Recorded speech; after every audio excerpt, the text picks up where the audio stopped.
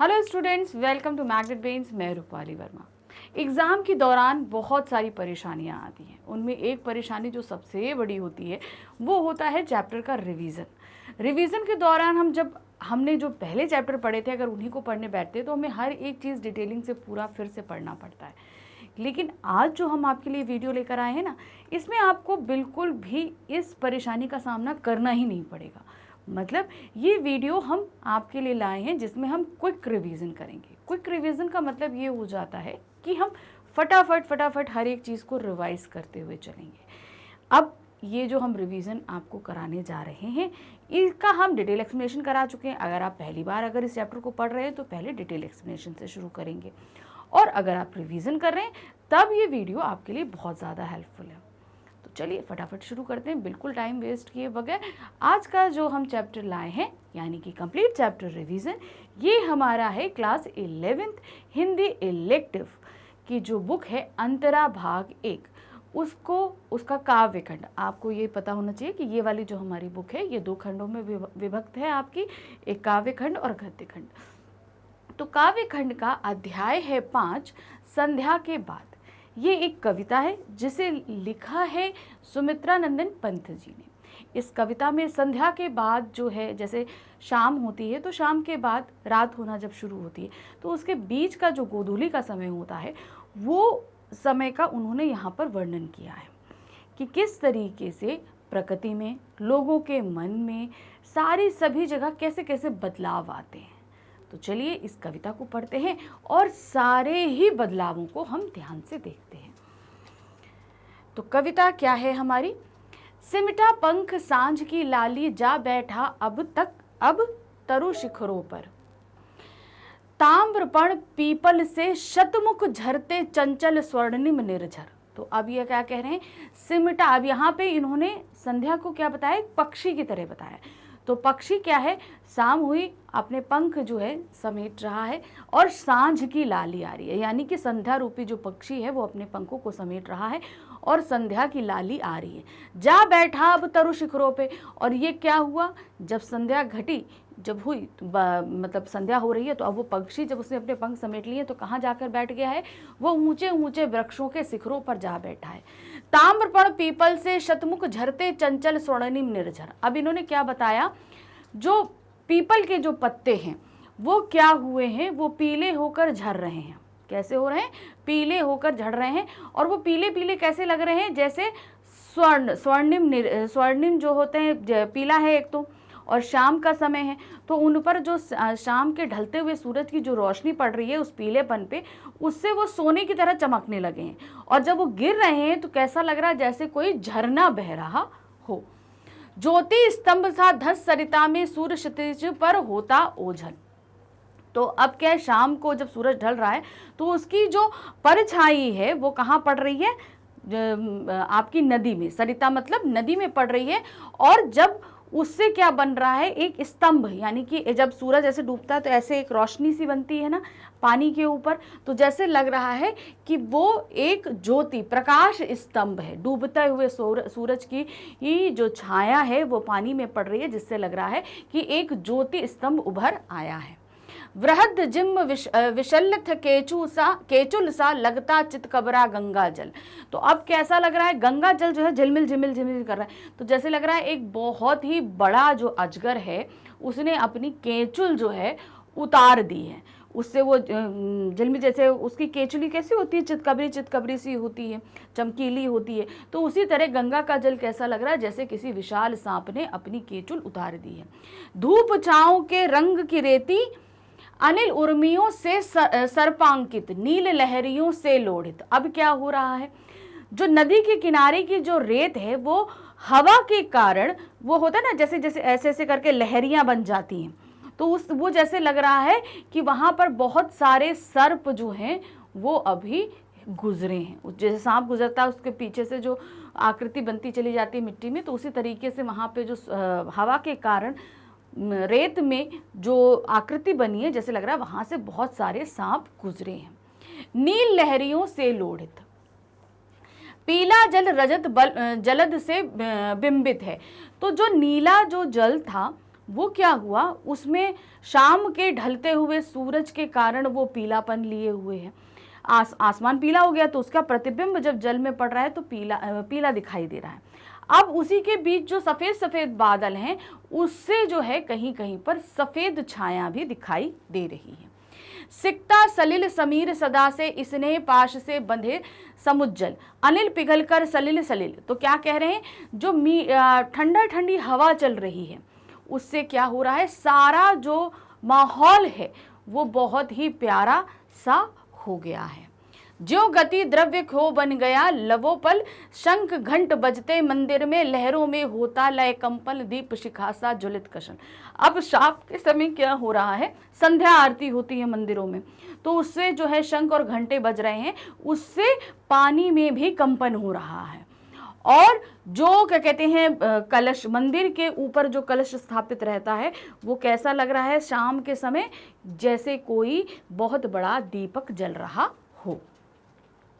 नभ में उठता करता नीराजन, तट पर बगलों सी वृद्धाएं विधवाएं, जाप ध्यान में मगन मंथर धारा में बहता जिनका अदृश्य गति अंतर रोदन। तो अब क्या कह रहे हैं, शाम को तट पर विधवाएं जो हैं, विधवाएं सफ़ेद कपड़े पहनकर वहाँ पर अपना पूजा अर्चना कर रही हैं। तो उनको देखकर ऐसा लगता है कि जैसे कि नदी के तट पर बगुले बैठे हुए हैं पंक्ति, क्योंकि बगुले भी सफ़ेद होते हैं और वृद्धाओं ने भी सफ़ेद कपड़े पहने हैं। तो उनको देखकर ऐसा लग रहा है कि वहाँ पर जो है सफ़ेद बगुले बैठे हुए हैं और जो है वो वहाँ पर पूजा अर्चना कर रही। तो जैसे लग रहा है उनके जीवन की जो तकलीफ़ें हैं वो सभी पानी में प्रवाहित कर रही हैं।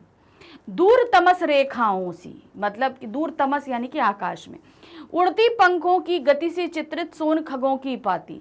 अब शाम के समय जो है क्या हुआ, दूर, अब पक्षी सभी घर की तरफ लौटते हैं तो सब वो पंक्ति में, आप देखते होंगे पक्षी क्या है अक्सर पंक्ति में उड़ते हैं। तो दूर जो है आकाश में उड़ते पक्षियों की पंक्ति आकाश में एक काली रेखा सी बनाती हुई जा रही है। आर्द्र ध्वनि से नीरव नभ करती मुखरित स्वर्ण चूर्ण सी उड़ती गुजर। और जो वो पंक्षियों की उड़ती हुई जो पंक्ति है वो शाम के समय जो है उनकी आवाजें जो है वो पूरे आसमान में गूंज रही हैं। अब क्या, स्वर्ण चूर्ण सी उड़ती गोरस, किरणों की बादल सी जलकर सनन तीर सा जाता नभ में ज्योतित पंखों कंठों का स्वर। अब क्या, शाम के समय जितने भी जानवर हैं, खास तौर से गायें, सब अपने घर की तरफ लौट रही हैं और उनके लौटने से जो है धूल उड़ रही है आकाश में। तो जैसे लग रहा है कि सोने की धूल पूरे वातावरण में वितरित हो गई। स्वर्ण धूल मतलब सोने की जो धूल है वो, क्योंकि पीली पीली मिट्टी की धूल जो उड़ती है आसमान में पूरी चारों तरफ छा जाती है गायों के चलने से, तो वो चारों तरफ आकाश में फैली हुई है। सनन तीर सा जाता नभ में ज्योति पंखों कंठों का स्वर। और शाम के समय पंक्षी जो हैं उनके स्वर भी आसमान में गूंज रहे हैं। लौटे खग गायें घर लौटी, पक्षी भी अपने घर लौट गए और गायें भी अपने घर लौट गई। लौटे कृषक शांत शलभ डग पर, और जो है किसान यानी किसान भी हैं वो शांत पथ पर लौटकर अपने घर को आ रहे हैं। धर छिपे ग्रहों में मलायन चराचर, छाया भी हो गई अगोचर। और जितने भी चराचर थे यानी चरने वाले और बिना चरने वाले सभी अपने घर को चले गए हैं और छाया भी अगोचर हो गई, मतलब अब रात हो गई। जब तक सूरज रहता है तब तक हमारी छाया हमारे साथ रहती है, लेकिन जैसे ही रात होती है वो जो है छाया भी गायब हो जाती है। तो छाया गायब हो जाना, गोचर हो जाने का तात्पर्य यहाँ पर है कि अब जो है सूरज डूब चुका है और अंधेरा छा चुका है। लौट पैठ से भी व्यापारी जाते घर, उस पार नाव पर ऊंटों घोड़ों के संग बैठे। अब क्या है, व्यापारी भी जो हैं वो नावों से अपने अपने घर को लौट गए हैं। ऊंटों घोड़ों के संग बैठे, खाली बोरों पर हुक्का। और गांव वाले क्या हैं, वो घोड़ों और ऊंटों के साथ बैठे हुए हैं, खाली बोरों के ऊपर बैठकर हुक्का पी रहे हैं। जाड़ों की सूनी द्वाभा में झूल रही निशी छाया गहरी। अब ये ठंड का समय है तो ठंड के समय क्या है, चारों तरफ एकदम शांति छा गई है। होता है ना, शाम जब जाड़ों की ठंड होती है तो बहुत जल्दी शांति होती है, सभी लोग अपने घर के, क्योंकि ठंड बढ़ने लगती है, अंधेरा हो जाता है तो सभी अपने घर के अंदर चले जाते हैं। तो जाड़ों की ये जो सूनी मतलब एकदम सन्नाटे वाली जो रात है, यहाँ पर अब रात की छाया पूरी तरीके से छा गई है, यानी कि चारों तरफ अंधेरा छा गया है। डूब रहे निष्प्रभ विषाद में, खेत बाग ग्रह तरु तट लहरी। तो अब क्या है, अब इस अंधेरी रात में जितने भी लोगों के दुख दर्द हैं वो अब क्या है, उभरते हैं। क्या करते हैं, उभरते हैं। किसके, खेतों के, बाग के, घरों के, तरु के, तट के, लहरी के, सभी के। विरह गाते गाड़ी वाले, भूख दूक कर लड़ते कूकर। तो अब यहाँ पर क्या है, जो गाड़ीवान है, बैलगाड़ी वाले, वो भी गाना गाते हुए घर को लौट रहे हैं। और हूक हूक करके जो है वो कुत्ते लड़ रहे हैं। शाम के समय क्या होता है, आप देखते हैं कुत्तों की बहुत ज़्यादा आवाज़ आती है। तो शाम के समय अब कुत्ते जो हैं आपस में लड़ने लगे हैं। हुआ हुआ करते सियार, और सियारों की भी आवाज़ आ रही है, हुआ हुआ।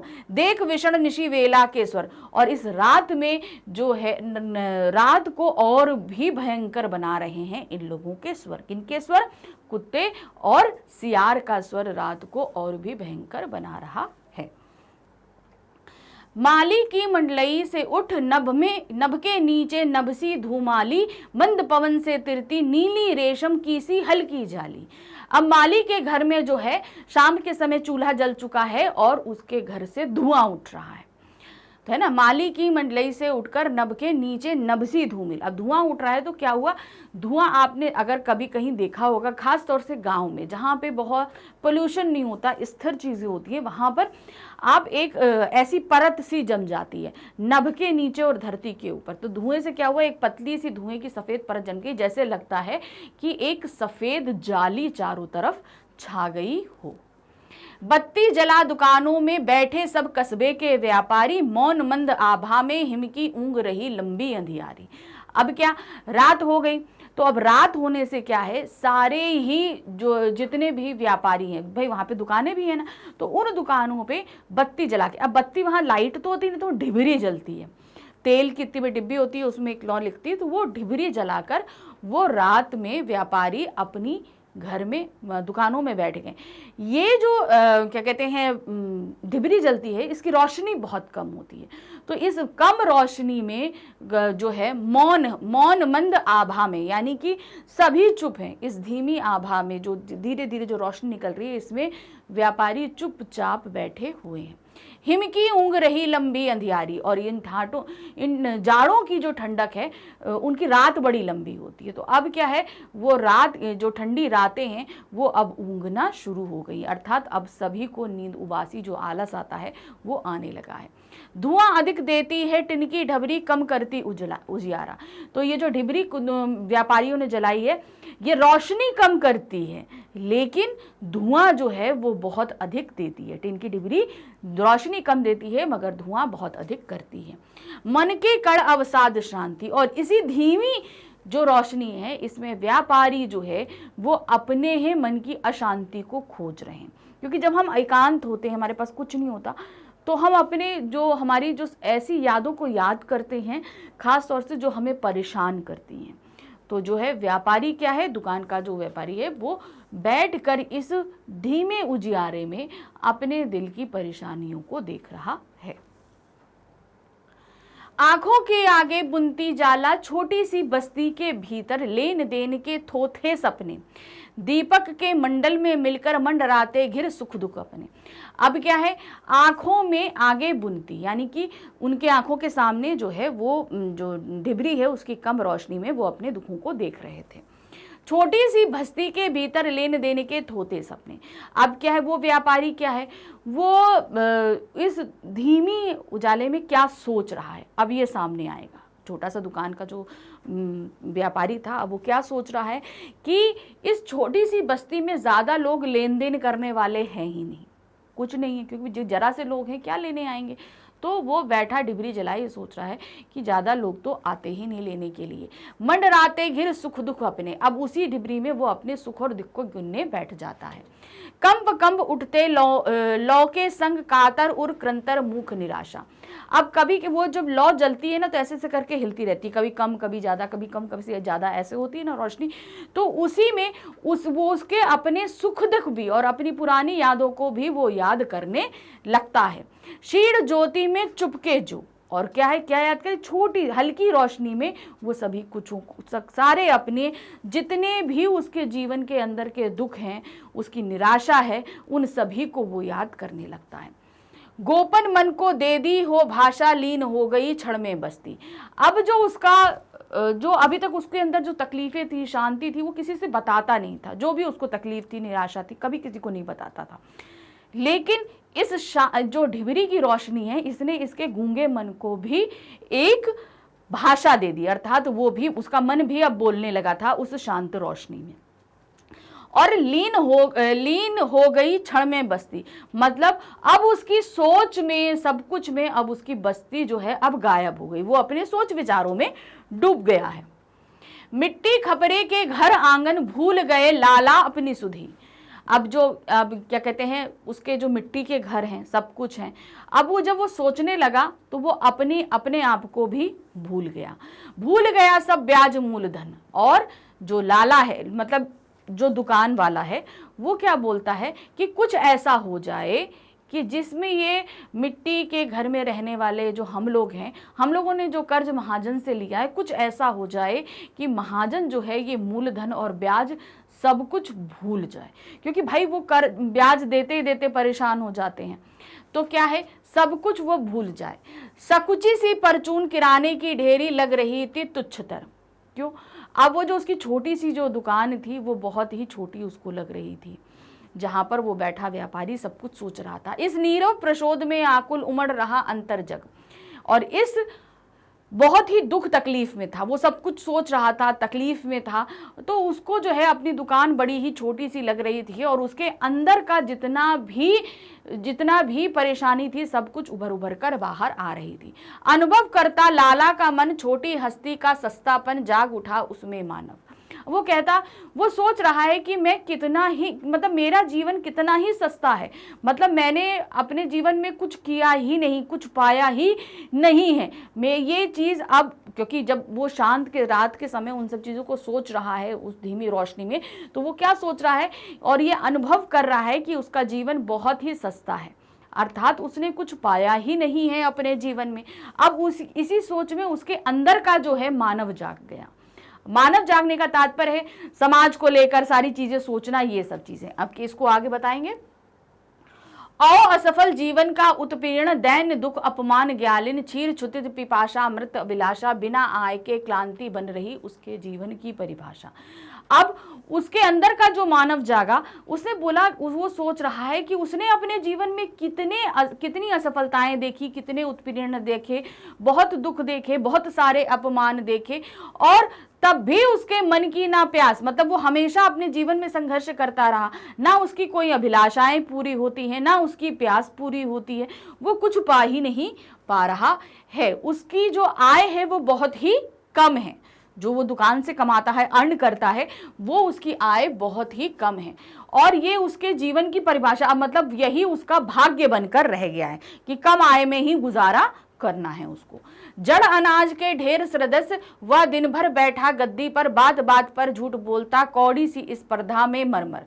तो अब क्या कह रहा है, उसके सामने अनाज की ढेरी लगी हुई है, मगर वो जीवित हो गई, मतलब उसके आंखों के सामने लगी अनाज की ढेरी को बैठकर वो सोच रहा है कि वो दिन भर इस गद्दी पर बैठा रहता है, थोड़े से पैसे कमाने के लिए वो तरह तरह के झूठ बोलता है, मरमर के पूरा दिन गुजारता है, फिर भी क्या कुटुंब पलता। मतलब वो इतना ज्यादा झूठ बोलता है, तरह तरह से उधर गुंद करके पैसे कमाता है, लेकिन क्या उसका परिवार अभी भी पल पा रहा है? अभी भी पल पा रहा है, मतलब अच्छे से नहीं पल पा रहा है।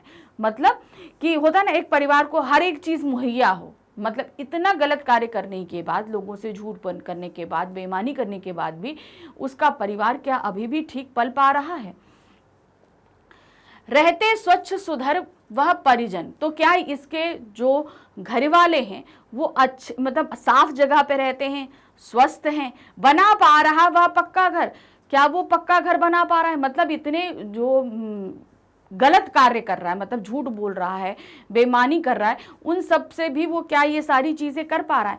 मन में सुख है जुटता है धन, मतलब क्या उसके मन में सुख है? बिल्कुल भी उसके मन में सुख नहीं है। और क्या वो धन जुटा पा रहा है? बिल्कुल भी नहीं कर पा रहा। खिसक गई कंधों से कदड़ी, ठिठुर रहा अब सर्दी में तर। ये सोच ही रहा था तो उसके जो बदन पर कदड़ी पड़ी थी, यानी कि कपड़ों, जो पुराने कपड़े होते हैं उसको जोड़ जोड़ के थोड़ा सा मोटा बना लिया जाता है, तो वो उसके शरीर पर पड़ी थी। सोचते सोचते उसके शरीर से वो सरक जाती है और वो ठंड में सिकुड़ने लगता है। सोच रहा बस्ती का बनिया, घोर विवशता का निज कारण।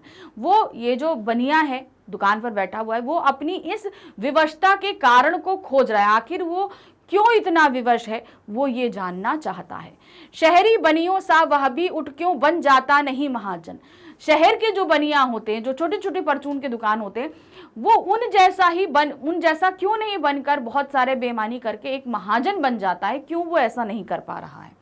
रोक दिए किसने उसकी जीवन उन्नति के सब साधन। वो सोच रहा है कि मेरे जीवन में उन्नति करने के जितने भी मौके थे, आखिर किसने रोके हैं? मैं क्यों उन्नति नहीं कर पा रहा हूं? यह क्या संभव नहीं व्यवस्था के जग की कुछ हो परिवर्तन। तो वो सोच रहा है कि ये पूरे समाज की जो व्यवस्था है, क्या कुछ इसमें ऐसा परिवर्तन नहीं हो सकता ताकि मैं भी कुछ उन्नति कर सकूं। यानी वो ये सोच रहा है कि अगर वो उन्नति नहीं कर पा रहा है तो इसका कहीं ना कारण जो पूरे समाज में धन का जो क्या कहते हैं बंटवारा है, वो गलत तरीके से होता है, तो इसी वजह से वो उन्नति नहीं कर पा रहा। कर्म और गुण के समान ही सकल आय का हो वितरण।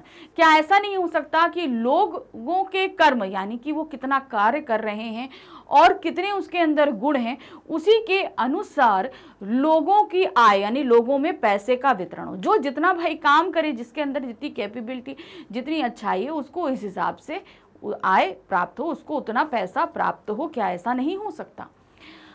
घुसे घरौंदे में मिट्टी के अपनी अपनी सोच रहे जन। मतलब घर जो छोटे छोटे मिट्टी के घर हैं, गांव में सभी के घर मिट्टी के होते हैं ना, तो छोटे छोटे घरों में सभी लोग घुसे यही सोच रहे हैं कि मतलब कर्म और गुण के आधार पर सब आय पैसों का वितरण हो।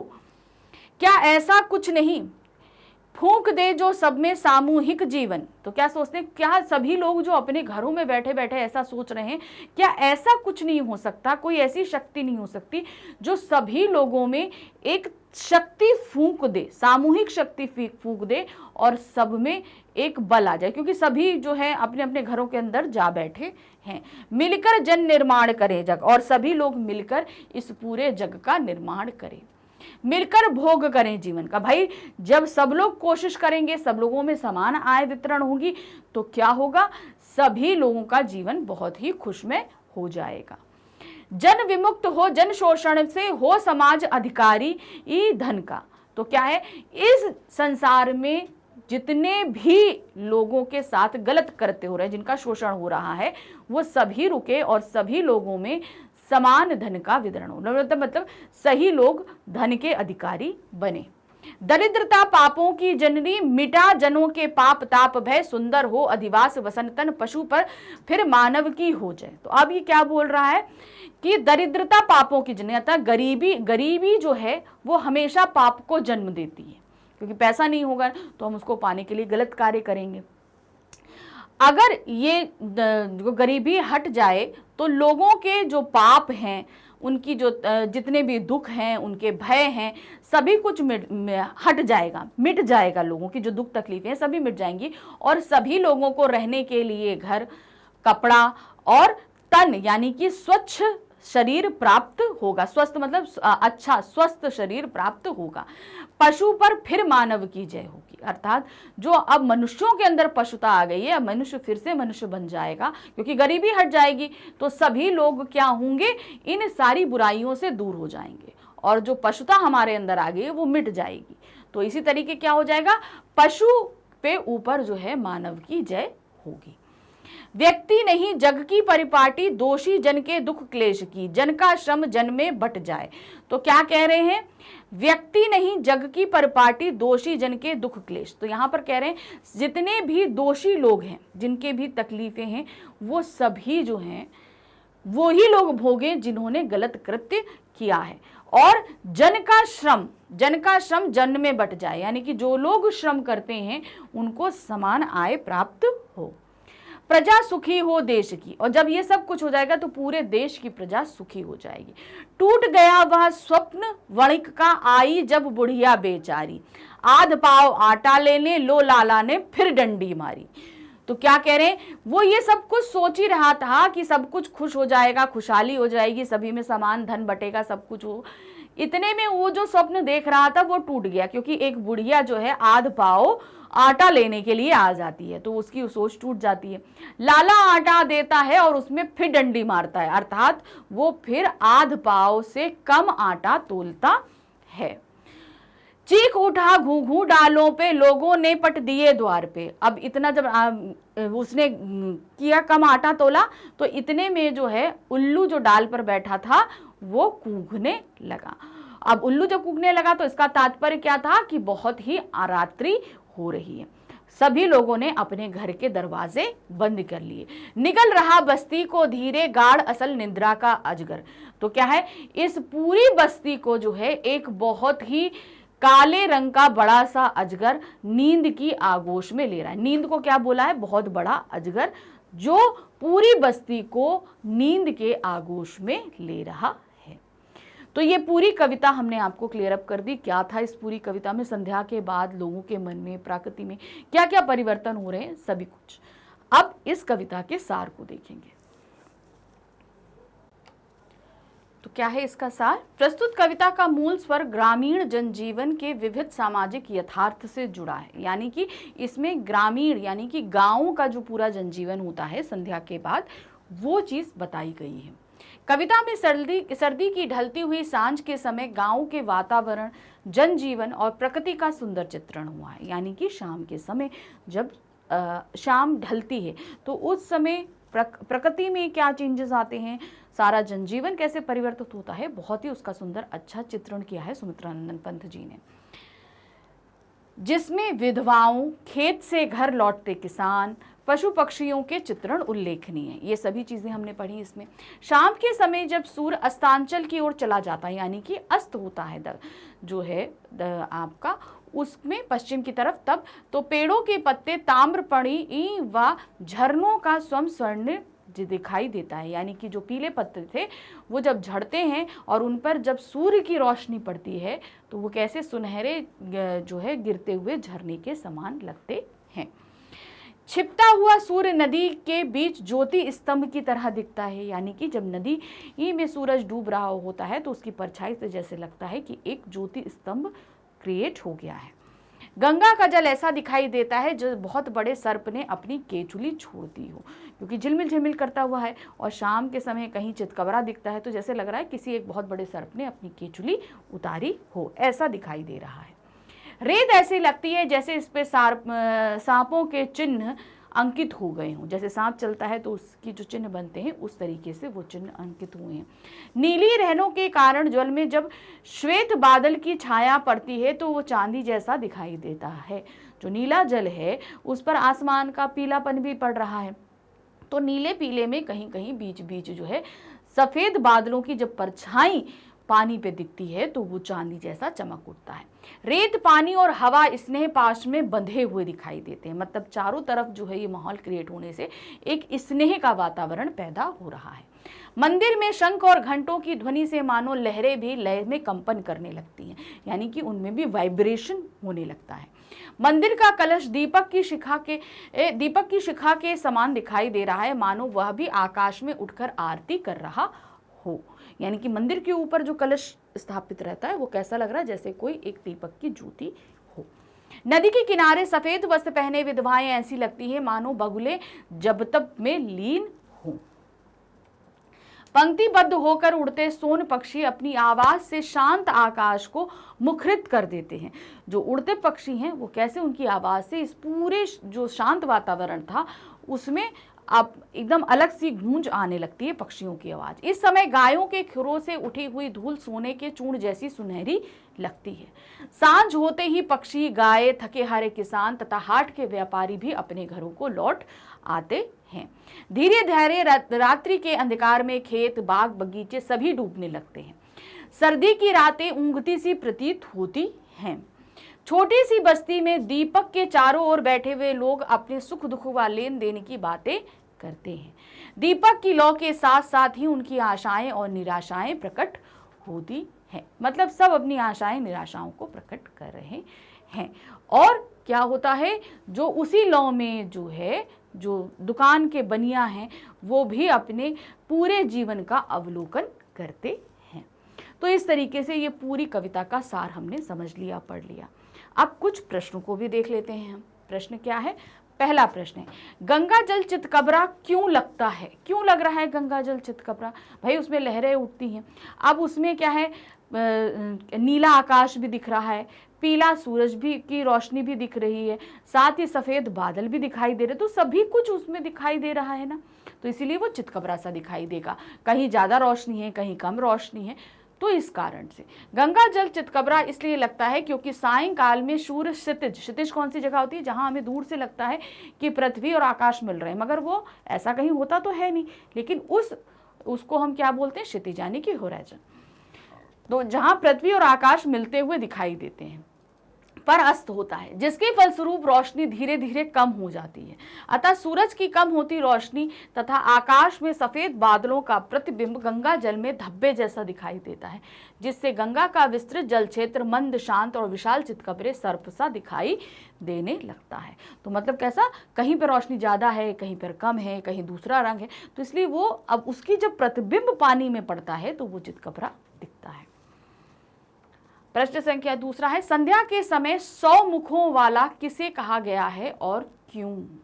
तो संध्या के समय क्या बताया था, जो पीले पत्ते हैं वो ऐसे लग रहे हैं जैसे 100 मुखों वाला कोई अजगर हो। तो इसको ऐसा क्यों बोला? क्योंकि वो बार बार हवा के कारण हिल रहे हैं, तो इसलिए उनको 100 मुखों वाला कहा गया है। संध्या के समय पीपल के पत्ते तांबे के रंग के जैसे लगते हैं। उनके सैकड़ों पत्तों की सरसराहट की आवाज इस प्रकार आती है मानो पीपल के वृक्ष के 100 मुख हो। पर्वतों से सैकड़ों मुख वाले बहते झरनों पर सूर्य की लालिमा पड़ने से वह सोने की आभा जैसे प्रतीत होते हैं। इन पत्तों की तुलना सुलहने झरनों से की गई है जो अनेक धाराओं में बहते हैं। तो हवा से वो सरसरा रहे हैं, तो उन सरसराने से जैसे लग रहा है उनके पीपल के पेड़ के 100 मुख निकल आए हो। प्रश्न संख्या 3 है, वृद्धाओं को कवि ने बगुलों सा क्यों कहा है? तो उसको कहने का क्या कारण है? क्योंकि वृद्धाओं ने सफेद वस्त्र धारण किए हैं, संध्या के समय वो नदी पर हैं और बहुत ही ज्यादा ध्यान मग्न हैं। और बगुले क्या करते हैं? बगुले भी सफेद होते हैं, वो एकाग्र होकर खड़े हो जाते हैं क्योंकि उन्हें मछली पकड़नी है, बिल्कुल हिलते जुलते नहीं है, और नदी पर किनारे शाम के समय वो खड़े होकर मछली पकड़ते हैं। तो उन दोनों की जो स्थिति है वो क्या कैसी है? वो एक ही जैसी, इसीलिए वृद्धाओं को बगुलों की संज्ञा कवि ने दी है। वृद्धाओं को कवि ने बगुलों सा इसलिए कहा है क्योंकि वृद्धाएं बगुलों के समान श्वेत वस्त्र धारण किए हुए हैं, अर्थात वृद्धाओं के वस्त्र श्वेत हैं। नदी के किनारे वह सफेद वस्त्रों में पूजा पाठ करती हुई ध्यान मग्न अवस्था में है। शाम के समय वो नदी किनारे जो है पूजा अर्चना कर रही है वृद्धाएं। जिस प्रकार बगुले एक टांग पे खड़े होकर शांत भाव से मछली की बाट देखते हैं, एकदम शांत हो जाते हैं, मछली आते हैं तभी वो एक्शन करते हैं, एकदम स्टेचू से खड़े रहते हैं, उसी प्रकार वृद्धाएं भक्ति कर रही हैं। परंतु उनका मन दुखी है। किसका? वृद्धाओं का मन दुखी है। विधवाएं हैं उन सभी का मन दुखित है। उनका यह दुख गंगा जल की मंद धारा में धीरे धीरे बह रहा है। वो अपने दुख को वहां पर शांत करने के लिए आई हैं। अतः वस्त्रों की श्वेता एवं एकाग्रता के कारण उनकी तुलना बगुलों से की गई है। एक तो सफेद वस्त्र और दूसरा वो एकाग्र होकर वहां पे मछली पकड़ रहे हैं, इसलिए उनकी तुलना की गई है। प्रश्न संख्या 4 है, लाला के मन में क्या विचार चल रहा है? अब जो दुकान का जो लाला था उसके मन में क्या विचार चल रहा था? वो पूरा विचार सोच रहा था कि वो इतनी बेईमानी करता है लेकिन तब भी वो सुखी नहीं है। क्या वो शहरों के महाजन की तरह नहीं हो सकता है? लोगों में क्या समान कर्म के और गुण के आधार पर आय का वितरण हो जाए तो ये देश खुश हो जाए? बहुत कुछ उसके मन में चल रहा था। जो कुछ भी है उसे आपको सार रूप में यहाँ पर लिख देना है। क्या दिया है? लाला के मन में विचार चल रहा है कि दिन भर कौड़ी कौड़ी यानी एक एक पैसा कमाने के लिए वो कई बार झूठ बोलता है, लोगों से झगड़ा करता है, किंतु फिर भी वह अपने परिवार का भरण पोषण करने में असमर्थ है। मतलब वो अपने परिवार का भरण पोषण ठीक से नहीं कर पा रहा, इतना बेईमानी और झूठ बोलने के बावजूद। ना तो उसका पक्का घर है, ना ही उसके परिवार के सदस्य ठीक से रह पा रहे हैं, ना तो उसका मन सुखी है और ना ही वह धन जुटा पा रहा है। लाला अपनी लाचारी और गरीबी के कारणों को खोज रहा है। उसे लगता है दोषपूर्ण सामाजिक व्यवस्था में धन का उचित बंटवारा ना होना ही इसका कारण है। यानी कि ये जो सामाजिक व्यवस्था है इसी में दोष है, क्योंकि लोगों में समान आय का वितरण नहीं हो रहा है। धन का बंटवारा लोगों के कर्म और गुण के आधार पर होना चाहिए, मतलब लोग जैसा कर्म करें वैसा ही उनका गुण हो, इस आधार पे बंटवारा होना चाहिए। तो यहाँ पर जो है हमारा ये पाठ, हमने पूरी कविता समझा दी, सार समझा दिया, साथ ही आपको प्रश्न समझा दिए। आपको अच्छे से ये चैप्टर समझ में आ गया, क्योंकि पहले हम डिटेल पढ़ चुके, फटाफट हमने रिवीजन कर लिया। तो हमें नहीं लगता कि आपको कोई भी चीज़ ऐसी है जो उसमें समझ में नहीं आई होगी, पूरी तरीके से क्लियर हो चुका होगा। तो आगे आप जब भी इस वीडियो को देखिए, कोशिश ये करिए कि इससे पहले आपने डिटेल एक्सप्लेनेशन पढ़ा हो, तो आपको ये चैप्टर पूरी तरीके से क्लियर हो जाएगा। तो जब भी टेस्ट और एग्जाम हो, फटाफट इस वीडियो को देखकर अपना रिवीजन करिए और जल्दी से एग्जाम देने के लिए चले जाइए। तो ये जो हमारा चल रहा है आपका, हम पढ़ रहे थे अपना वन शॉट रिवीजन। तो वन शॉट रिवीजन हम देखें कैसे, कहाँ पर देखें, क्या करें, या अगर इस चैप्टर का हम डिटेल एक्सप्लेनेशन देखना चाहते हैं तो हम कहाँ देखें। तो उसके लिए सिंपल है, आपको हमारे चैनल मैग्नेट ब्रेन्स पर आना है। जैसे ही आप यहाँ पर आओगे तो आपके सामने जो पेज ओपन होगा उसमें आपको दिखेगा CBSE इंग्लिश मीडियम। तो आप CBSE इंग्लिश मीडियम जैसे ओपन करोगे उसके बाद आपको अपनी क्लास सेलेक्ट करनी होगी। अब आपकी क्लास क्या है, 11th। तो आप 11th को क्लिक करेंगे। जैसे ही आप क्लिक करेंगे 11th में पढ़ाए जाने वाले सारे ही आपके सब्जेक्ट्स आ जाएंगे। तो जो भी सब्जेक्ट आपको पढ़ना है आपको वहाँ पर वॉच नाउ लिखा हुआ है। अब मान लीजिए आपको हिंदी अगर देखना है तो वहाँ पर आप वॉच नाउ लिखा है, उसको आप क्लिक करोगे। जैसे ही आप क्लिक करेंगे आपके सामने यहाँ पर देखिए हिंदी की पूरी प्लेलिस्ट आ जाएगी। तो जो भी बुक पढ़नी है, आपको जो भी चैप्टर पढ़ना है, आपको क्लिक करना है। क्लिक करते ही आपके सामने वीडियो स्टार्ट हो जाएगा। इस तरीके से वीडियो देखिए, अपनी सभी डाउट्स को क्लियर कीजिए, लेकिन ध्यान रखिएगा कि आप जब भी जो भी, जैसे आप पहली बार पढ़ रहे हैं तो आप डिटेल एक्सप्लेनेशन देखेंगे, NCERT सोल्यूशन देखेंगे। इसके अलावा हमारा सारा ये मटेरियल MCQs भी है, वन शॉट भी है, टेस्ट पेपर्स भी हैं, बहुत सारा कुछ है। तो आप अपने रिक्वायरमेंट के अनुसार से सारे वीडियोस देखते जाइए, और जितनी बार भी देखना हो उतनी बार देखिए, क्योंकि ये 100% फ्री एजुकेशन प्लेटफॉर्म है। यहाँ पर आपसे कुछ भी पेमेंट नहीं लिया जाता है। जो भी वीडियो जितनी बार आपको देखना है बिल्कुल टोटली फ्री, सारा कंटेंट टोटली अरेंज है, कहीं इधर उधर आपको परेशान होने की बिल्कुल भी ज़रूरत नहीं है। इसीलिए हमारे चैनल को लाइक, सब्सक्राइब, शेयर ज़रूर कीजिएगा। Thank you for watching, bye bye.